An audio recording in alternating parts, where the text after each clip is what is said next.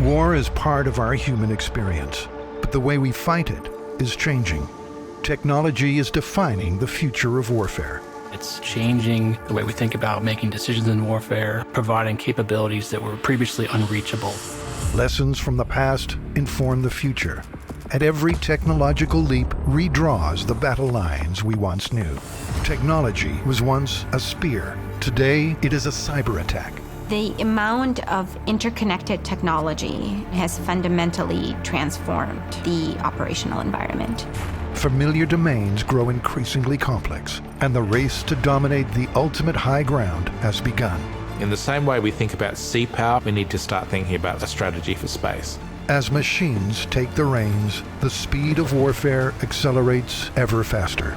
Technology has always shaped war. Evolution has always happened in war and in society. It will continue to happen. War has always shaped humanity.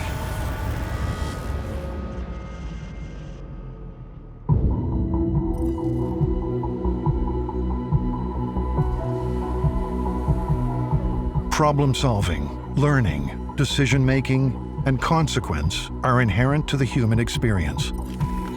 Yet modern war machines can mimic cognitive functions and remove the human element from the process. Masses of data inform algorithms, which in turn guide autonomous weapon systems to search or engage a target. As machines match and outpace human capability, the landscape of future warfare could be like nothing we've seen before. Will there still be a human element in future conflicts? Or are we destined for a future defined by artificial intelligence?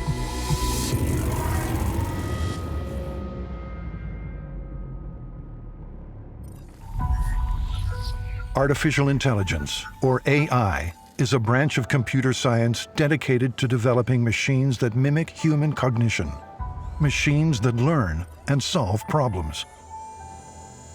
AI as it exists now is really just a deep learning, pattern matching set of algorithms that allow a computer to train itself on data from the environment and then replicate that. We might think of artificial intelligence as computer chess. I believe it's absolutely crucial to find out at what level machine can copy the decisions of the human being. Robots on the factory floor, smartphones guiding navigation. Artificial intelligence systems are incorporated into our daily lives. Artificial intelligence generally relates to systems that have been described as capable of imitating intelligent human behavior, acting appropriately and with foresight in the environment, and systems capable of applying human-like reasoning. From the age of antiquity to the present, the concept of creating intelligent machines has fascinated humanity. We are living in the fourth industrial revolution, an era in which technology is advancing at an extraordinary rate, where the digital world is enmeshed with our physical and biological worlds, where science fiction informs future warfare.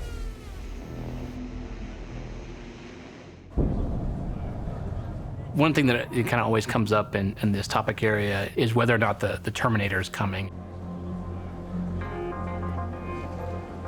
When you mention artificial intelligence, people go straight to the Terminator or HAL from 2001, A Space Odyssey. The reality is we're just not there yet.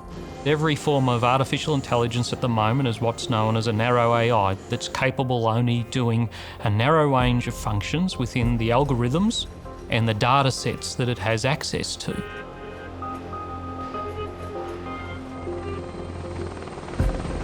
In future warfare, an experienced battle-weary soldier with finely honed instincts will incorporate AI into combat missions, endowing AI with the same level of trust that they share with their fellow soldiers.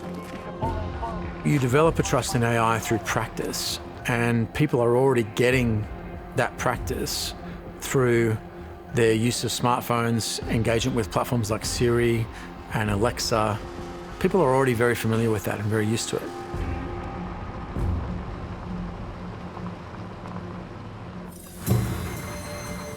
Artificial intelligence, already part of our modern life, has exploitable capabilities that militaries are leveraging in the combat zone. It can do things over and over. It's very accurate. It never gets bored. It doesn't need to sleep.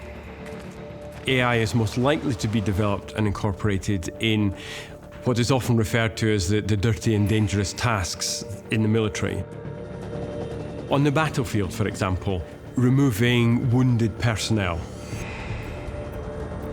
So those kind of functions that are dumb or dirty or dangerous are very, very well suited to artificial intelligence. Why take 2, 3, 4 fit and capable soldiers to carry one of the colleagues off the battlefield if that could be delegated to a robot of some kind that could pick up and carry that person away? So that leaves you with your other functioning soldiers to continue whatever attack or defense is going on. AI in many ways allows certain skills that used to be the sole domain of humans to be outsourced or taken over by robots.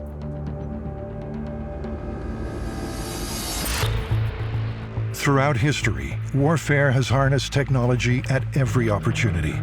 Military organizations that stay rigid and tradition-based are left behind and less likely to be victorious. As we evolve through history, we see war and its character changing, and many of the factors that affect that change are the introduction of technologies. For example, during the American Civil War, the advent of technology to include the Springfield rifle, the use of massed artillery, and really the introduction of military technology that was superior to tactics. You saw a definition of that conflict that was not akin to anything that had happened before. It was without precedent. In World War I, rapid developments in technology, such as the machine gun, facilitated the rise of attrition-based trench warfare, and early templates of tanks and aircraft began to reshape the battlefield. We all think about the trenches and how on the Western Front for nearly 4 years, hardly anybody moved position and lots of soldiers died. And that was the reality. But towards the end of the war, from the middle of 17 into 18, mobility started to be restored. And that was because a combination of some new technologies were invented, but also existing technologies were used in a different way. World War II was a high-tech arms race that shaped the foundations of modern warfare. Radar, jet engines, space travel. Germany even produced a remote-controlled 2,300-pound anti-ship missile, the Fritz X, considered the first precision-guided weapon and the forerunner to the anti-ship missile. Each new piece of technology creates a momentary edge. It's up to militaries to capitalize on it. And artificial intelligence is shaping up to be the key to that next big edge. In the ancient world, mythologists wrote of automated machines. But in more recent times, it was Alan Turing, an English mathematician, computer scientist, and theoretical biologist, who emerged as the father of artificial intelligence. Turing's work on code-breaking computers during World War II, and later his hypothetical Turing machine, saw him closing in on what artificial intelligence could be. Turing's landmark paper, Computing Machinery and Intelligence, asked, "Can machines think?" He posited that if computers respond intelligently to intelligent humans, then they should be recognized as possessing intelligence. Alan Turing had died 2 years before the 1956 Dartmouth College Conference. At that conference, the term artificial intelligence was first coined by John McCarthy. Turing's legacy lives on today. The golden age of AI research had begun. If we think about the history of the U.S. Department of Defense involvement with technological developments, we have to go back to the 1960s and 70s. The 1956 Dartmouth Conference is recognized as the beginning of the Golden Age, which continued until the mid-1970s. But midway through that era, the US government was suddenly forced to recognize that computer science had to be a big part of the future. Back then, USSR launched the space satellite, Sputnik. That was the first space satellite. Today, a new moon is in the sky, a 23-inch metal sphere placed in orbit by a Russian rocket. The United States was very much surprised by this event. Nobody was aware that this was happening. As a response to that event, the U.S. Department of Defense stood up DARPA, Defense Advanced Research Projects Agency, with a goal to essentially make sure that we would never be again surprised by an adversary in context of technological development. I shall propose a program of action, a program that will demand the energetic support of not just a government, but every American, if we are to make it successful. DARPA invested heavily in a variety of new defense technologies. Artificial intelligence, though high on their agenda, was just one of their many pursuits. DARPA created ARPANET, and that essentially led to the creation of Internet. Other things that DARPA has been credited with is the creation of Siri digital assistant technologies. Another example is GPS. Much of the same technology used by militaries is also used in the public sector. The way that we use, say, Google Maps on a smartphone to navigate is increasingly the way that targeting decisions and intelligence decisions and command decisions are being made on the battle space.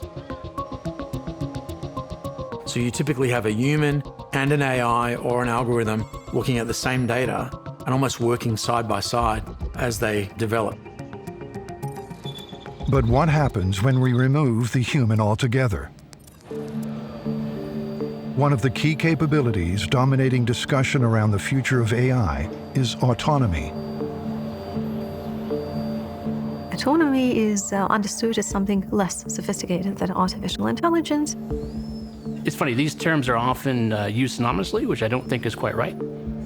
Artificial intelligence is kind of an umbrella term for the broad portfolio or constellation of technology and techniques that are a series of sensors and processors that take information, process it, and give a output. Autonomy is a bit more of a philosophical term or a command and control term in a sense. It's the ability to operate independent of other control or guidance. AI-enabled systems allow for autonomous capability to exist. Autonomous weapons have been around for longer than many of us may be aware. Landmines, such as those used in the Vietnam War, are an early example.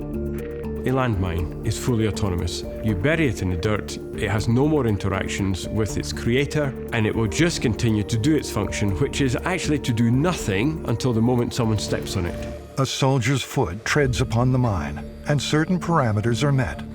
The weapon is activated to catastrophic effect. When we think about more modern and future examples of autonomous weapon systems, the current definition used in international law is a system which is capable of selecting and engaging targets without human involvement.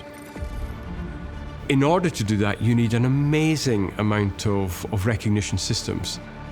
There has been controversy around the development of such recognition systems, facial recognition, which could perhaps be used for nefarious purposes rather than perhaps a legitimate legal warfare situation. So in terms of recognition, that's difficult. And then there's the targeting. Who ultimately decides that a weapon can be fired and another human being killed? Are you going to delegate that responsibility to a computer? I don't think so. There's a lot of misconceptions about what AI and autonomy are going to bring to future warfare. It is a very exciting area, and there's a lot of great potential, but it's sometimes bandied about both terms as a silver bullet for things that are just very difficult to do. And I don't think that's quite right. AI has been shaping the future of warfare for some time already, actually. For example, the Iron Dome air defense system.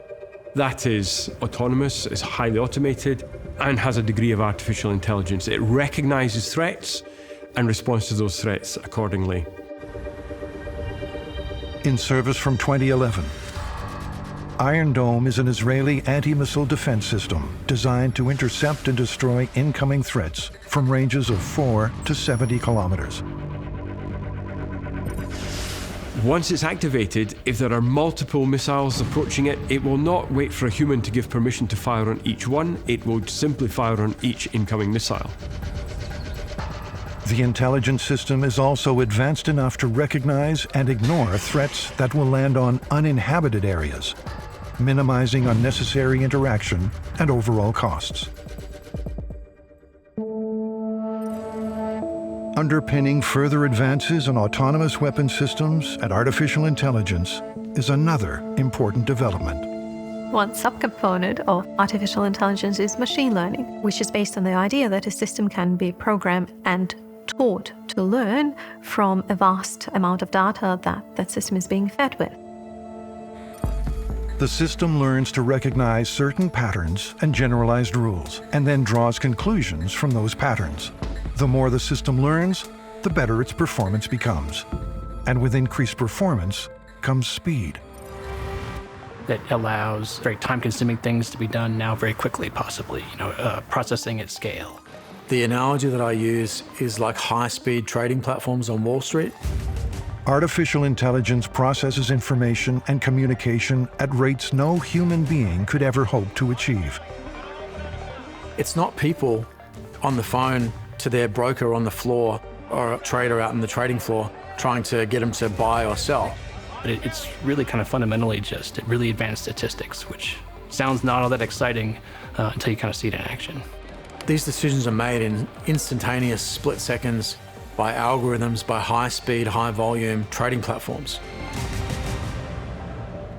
The decisions about parameters for buying and selling and about what kinds of stocks are being targeted and what constitutes an event that's going to cause an algorithm to make a certain decision, all of that is set by humans, and the policy parameters that it works within change, and that's where the humans have their input. But in the moment, in the actual cycle of trading, it's happening in microseconds. In war, microseconds matter. They can mean the difference between life and death.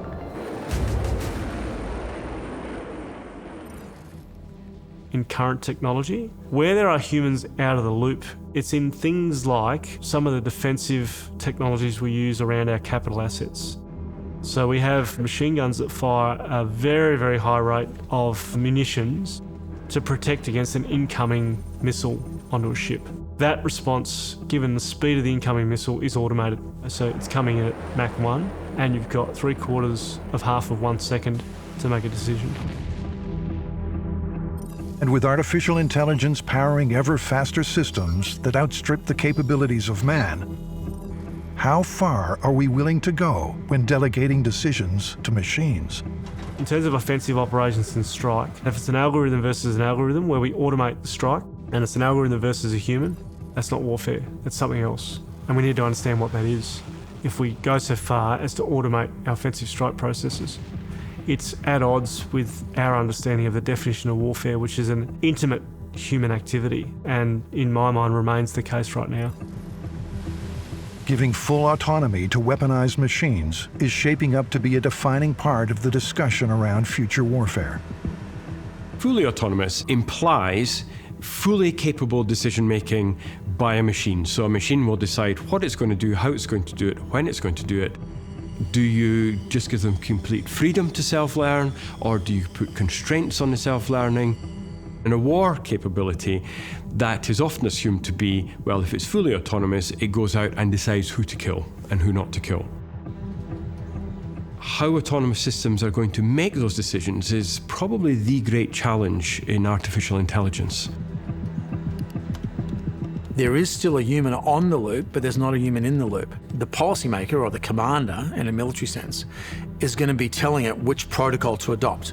The air defense analogy, weapons tight, weapons hold, weapons free, they're all protocols. And the commander that says weapons free or weapons tight, they're basically putting forward a targeting policy that the system then works to.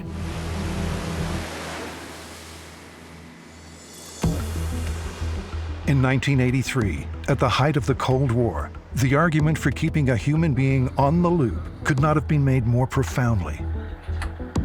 US and Russia both had, systems that were always on alert. There was a Russian, Petrov, who was monitoring sort of the systems and one day saw numerous missiles or indicators of missiles come up on his screen. And it looked exactly like they were under attack by the US. Many of his colleagues are saying, I think we have to raise the flag. He would have had to notify his superiors, and then he knew they would likely do a strike back. But for some reason, he just didn't think it was accurate. With apparent US missiles raining down toward Russia, Petrov fell back on human instinct to make a calculated decision. He didn't think it made any sense that the Americans would be striking at that point, and so he decided not to elevate that decision. There was something that their systems were picking up in the atmosphere. Indeed, there weren't missiles, and so he basically saved us from, a catastrophic outcome and a nuclear war. Defying protocol and declaring the system's indication a false alarm, Petrov's instinct-based decision prevented retaliatory nuclear strikes from NATO and US forces. A nuclear war to end all wars was narrowly avoided. I think it highlights an important point here about human judgment. And I think anyone who's working in this field or dealing with autonomy understands that there's something extremely special about human judgment that we don't expect machines to be able to replicate anytime soon, maybe ever. If human judgment is truly unique, the answer to maximizing the potential of artificially intelligent systems in future conflicts may not lie in removing humans from the loop completely, but instead somewhere in between.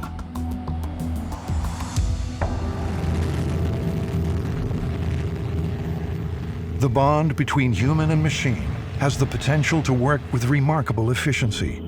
Artificially intelligent systems communicating with highly trained soldiers, an unparalleled human-machine symbiosis. And the US Air Force right now has a program called Loyal Wingman, which involves an F-35 fighter with 4 to 6 drones that scout ahead of the manned aircraft that will carry out attacks in high-threat environments, will go and shoot down incoming threats or carry out attacks. The Loyal Wingman program utilizes swarming drones, such as the Kratos Valkyrie XQ-58A. Their mission? To escort parent aircraft into the combat zone. Absorbing enemy fire when necessary, reaching speeds in excess of 1,000 kilometers an hour, and launching precision-guided bombs from a height of up to 45,000 feet, all in support of the human pilot.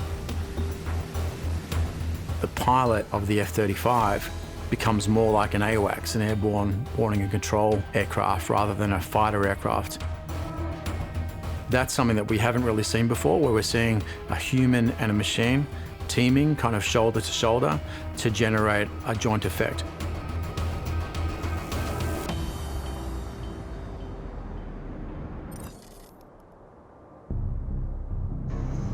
Swarming drone programs, human-machine teaming.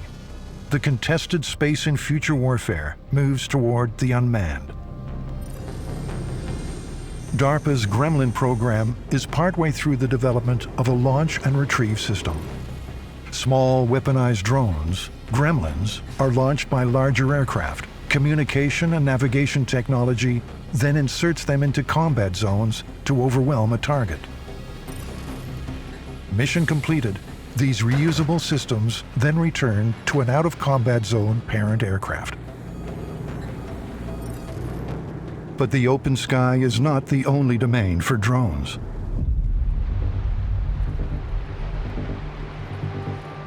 Autonomous unmanned warships, using artificial intelligence, navigate vast open seas and scour the ocean floor for submarines.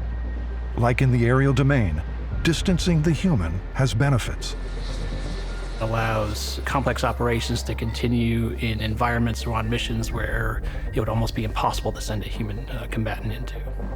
The US Navy is in the process of acquiring a series of drone warships, which are not small boats.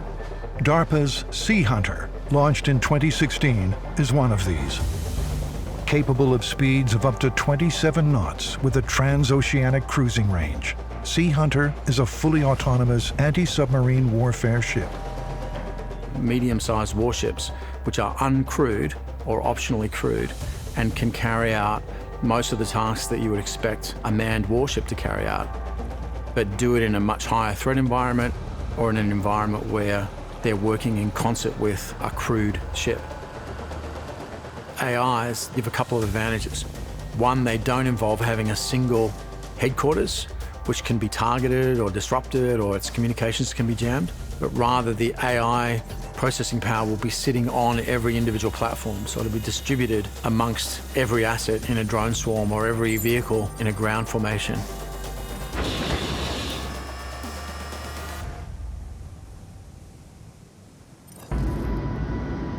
The advantages that AI presents have set the stage for a global AI arms race.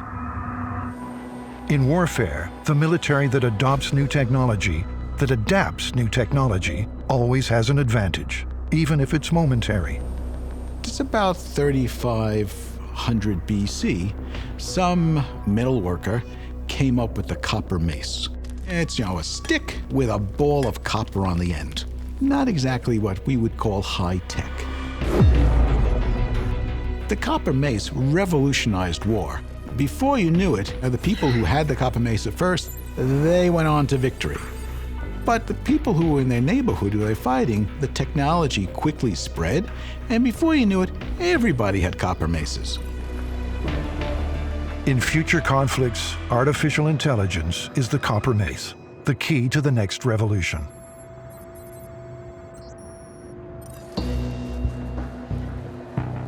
Though some, even those at the cutting edge of the technology industry, remain cautious.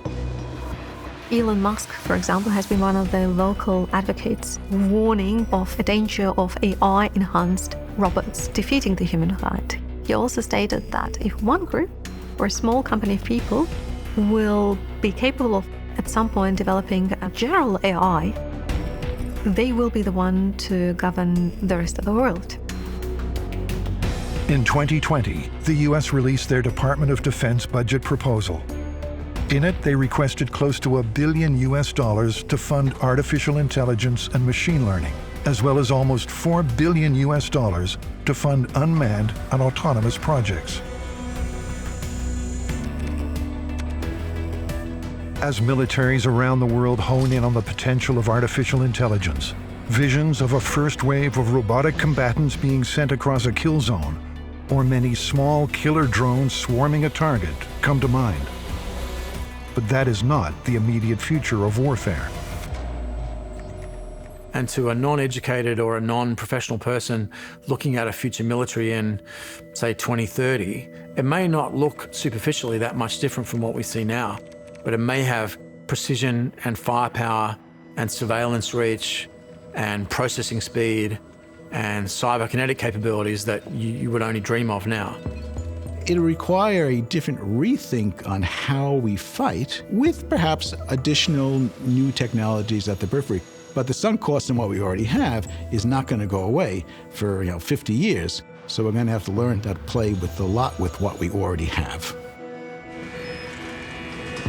The fusion of intelligence and information with opportunity through a machine that can understand and process information at a rate far quicker than humans will be decisive in achieving military advantage in the next big war.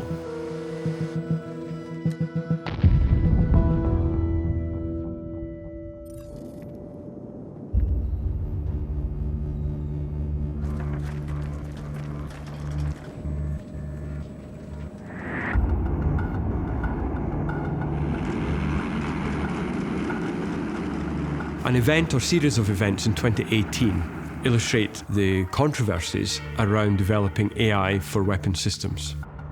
The United States Department of Defense put out a call to industry offering funding for a company or companies to develop technology that would enable, say, a drone to recognize people or items on the ground, categorize them, classify them, and potentially target them, all without human input.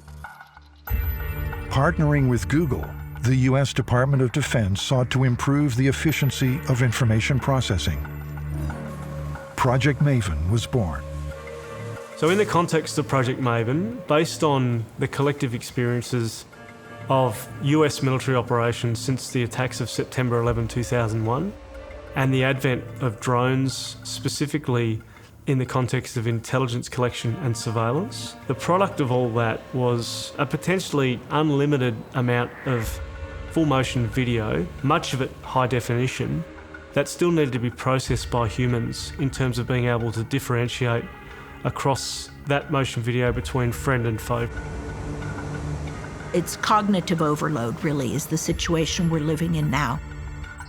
The drones are collecting not just imagery, but all kinds of SIGINT. So you just have this massive pile of data coming in 24/7 from the aerial collection platforms, and there is no way to process it all.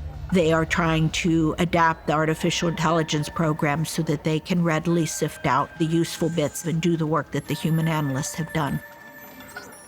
At the operational level, the ability to process data at large scale, at speed, really helps in areas of intelligence and logistics and operations.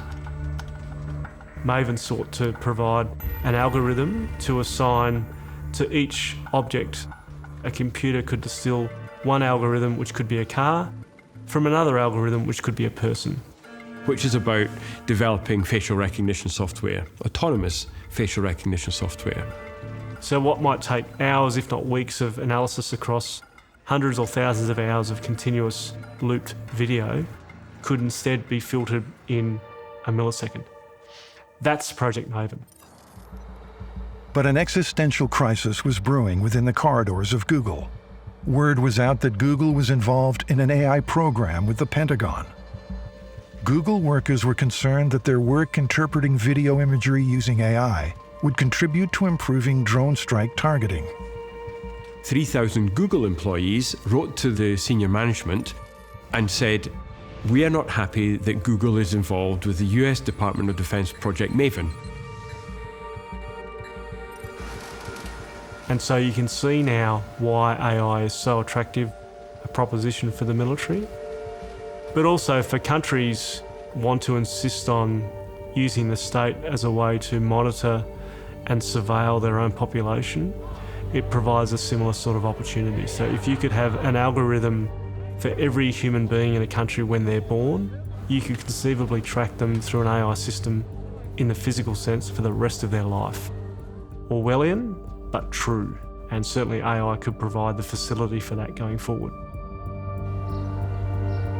Deciding not to renew their contract with the U.S. Department of Defense, Google updated their previous motto, "Don't be evil," to "Do the right thing."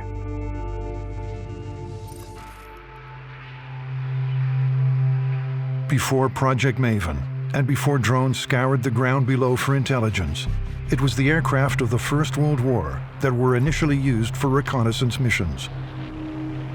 Flying over combat zones, photographing their enemy's position, and mapping the zigzag of trenches below. The reconnaissance pilots of earlier wars also realized another advantage of being in the sky above their target: distance. From sword fighting to spear throwing to firing arrows, right through to artillery, then aerial bombing, and now to drones that can be piloted across continents. There has been this physical distancing between the shooter and the target. Killing from a distance, though, has always bred complications for the soldier. Future warfare combatants won't be flying low over trenches. They could very well be operating drones from a control room in Las Vegas, Nevada, engaging with personnel in another state or country, following orders from a base anywhere on the planet. I don't think anyone wants a situation where we are sort of very emotionally detached and not thinking and reflecting on our actions and just going to war and pressing buttons. And the term PlayStation killer was brought about early in the 21st century to describe this expectation that it would be somehow just like playing a game. It's always the notion that it's just going to be pressing a button and going back and sitting on your couch, right? And you've blown something up. In the 1920s, the world's major powers came together to discuss banning the dropping of bombs from aircraft. They were concerned that killing from a distance was dehumanizing and unethical. The physical distance has got vast, but the psychological, visual distance, the emotional distance, has shrunk right back down to World War I or even pre-World War I levels. I call it the distance paradox. Physical distance has grown, visual, emotional, psychological distance has shrunk right back down to that of the early days of war. If you look at the use of drones and drone footage, some operators have never been closer. They're seeing things in HD. Psychological trauma is rife throughout the military sector. Drone operators are not exempt from it. At the end of that shift, go home to their families and try to conduct normal life for 12 hours with a partner, with children, with friends, before going back and doing the same the next day.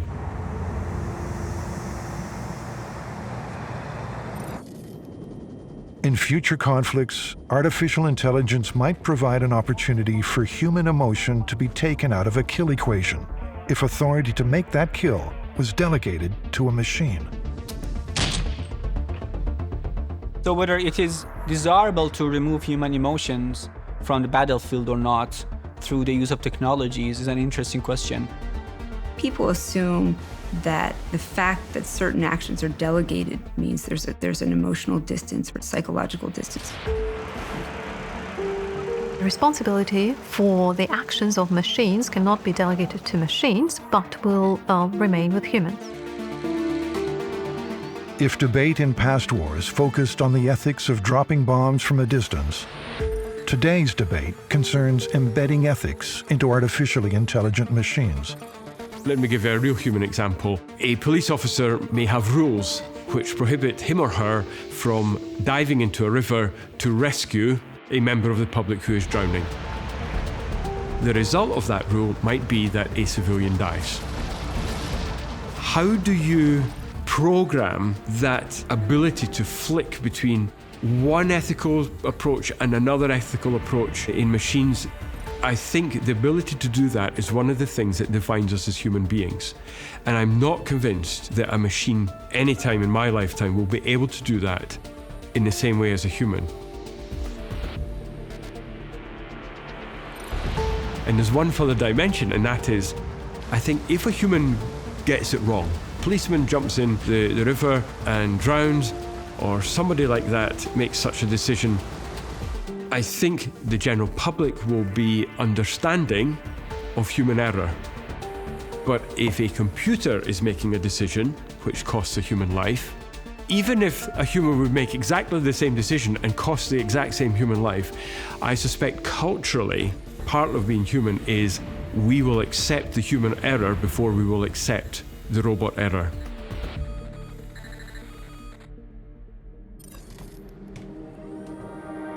We want to interrogate the legal and ethical and moral elements of that construct and make sure that it does actually fit with our values and with who we are and how we want to operate in the space.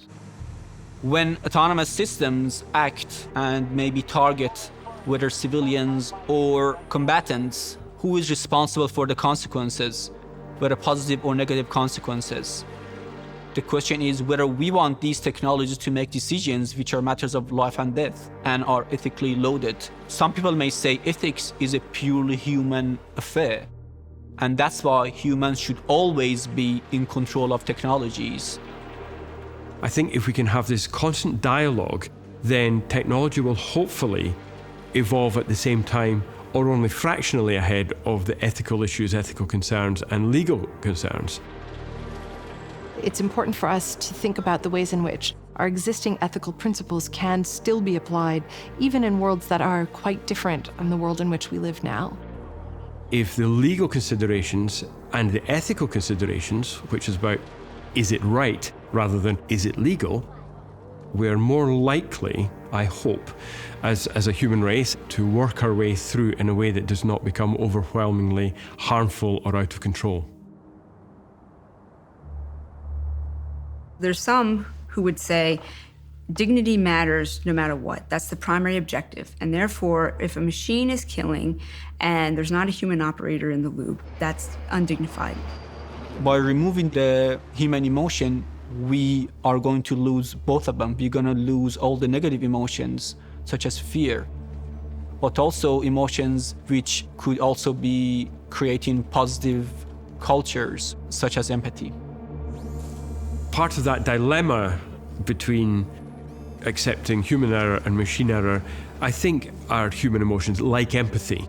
Because if I make a grave error that costs a life, no matter how painful it is for the family, and I may even go to court and jail depending on what I've done, if I have a full range of human emotions, then it's likely that I'm going to suffer in some way internally, guilt, conscience. But a machine does not have guilt or conscience or empathy. Those factors are some of the reasons why people will not accept a machine error quite so readily as they would accept a human error.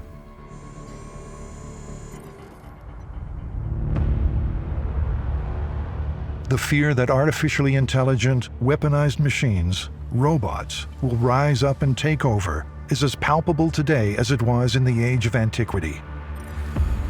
When Greek mythology told of the bronze automaton Telos, created by Greek gods to protect a Cretan princess. Science fiction and popular culture has influenced discussions around AI and particularly drones for at least the better part of a decade that I've been personally involved in public debate around this.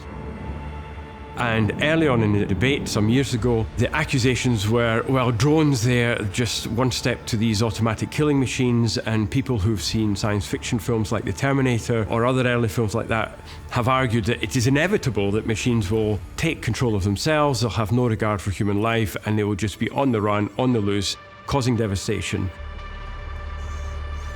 It's funny in a way, we don't have many actual fielded systems to point to, or the ones that we do, the implementation of autonomy is not readily visible, or it's not all that exciting. So the reference set that people pull from is what they see on TV or in the movies. And that can be scary and exciting, but it's really often unfounded.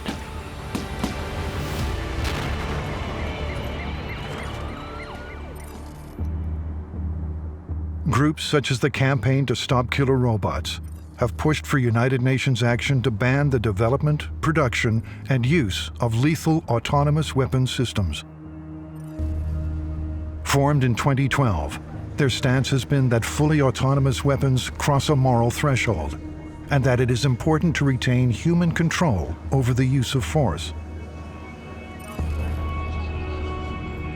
In 2015, an open letter from the group warned of the dangers of lethal autonomous weapons, stating that if any major military power pushes ahead with AI weapon development, a global arms race is virtually inevitable.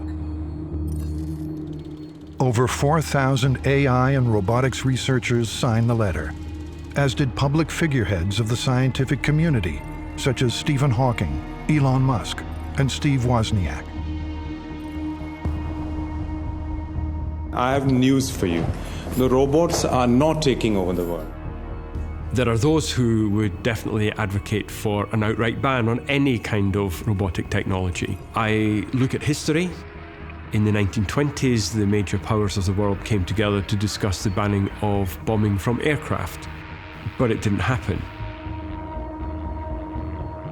It would be similar to saying we should ban locomotive engines, right? Because we know that in the future they'll be used to transport troops all over Europe and to do all kinds of horrible things in war.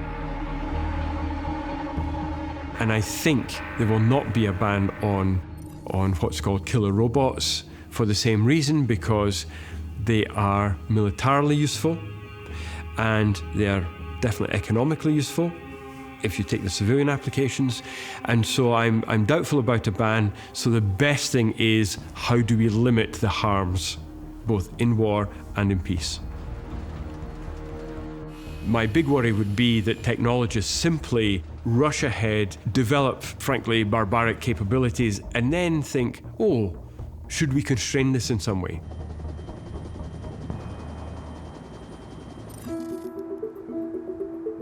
It's hard. Testing and evaluate these systems are challenging. So I don't think we'd want to use a system that we couldn't evaluate to some level of confidence. And then there's the notion of trust that to me is one that's more psychological or emotional. We trust the adoption of these systems into our lives, or we have operators who trust that they're going to develop relationships. If you look at the human-machine teaming, how that relationship develops, it's about trust, about like, I believe this system's going to behave the way it did in the previous times I interacted with it. In a military context, artificial intelligence is all about controlled precision, the antithesis of robots going rogue. But in reality, you want to maintain control, and commanders have no interest really in losing control of how they conduct operations.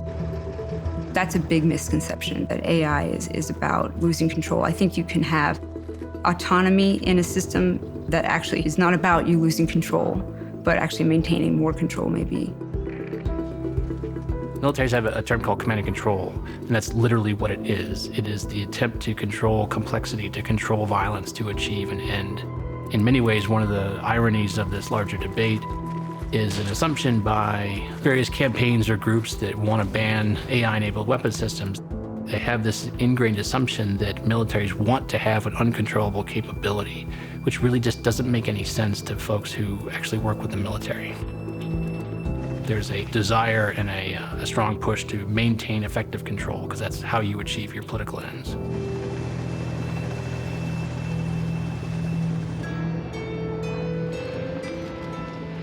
What is warfare? Is it still the classic definition of blood being shed, people being killed, and humans fighting, intimately and personally with each other? Or is it a more broader understanding of the use of autonomous systems fighting in what I would call a robotics engagement zone? We sort of imagine, war-fighting robots, right? It's clear that lots of people might have emotional, but possibly also reasoned ethical arguments for why that would be problematic. But that is not the AI of the present. That's the AI of some future that may or may not come to be. In terms of where war is headed in the future, certain things will remain the same. People will still be central in war, but there will be more technology. Artificial intelligence is coming, but I don't see it as a silver bullet. It's not the panacea. We're just going to have to become very clever and think much harder in how we leverage these new technologies with the old to come up with a fighting system that provides us with what we need, but also know that as soon as we deploy it, within days, it's going to be obsolete and we're going to have to do it all over again.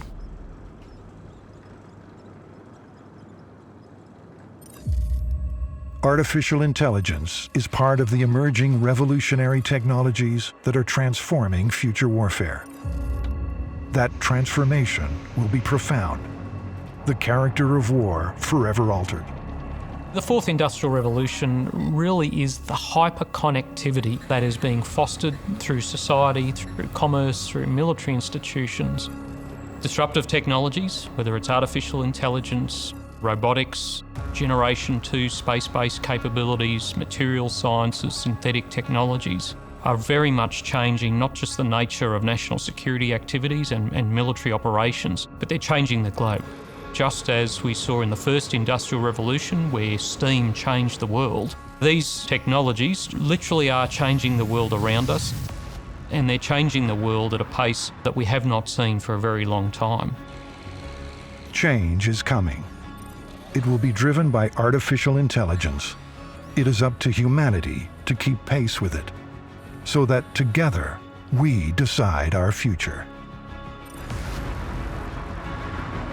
The big challenge and the big lesson is, if there is to be more technology, if there's to be more artificial intelligence, that we need to keep the human in there somewhere, because without the human in war, it truly becomes inhuman.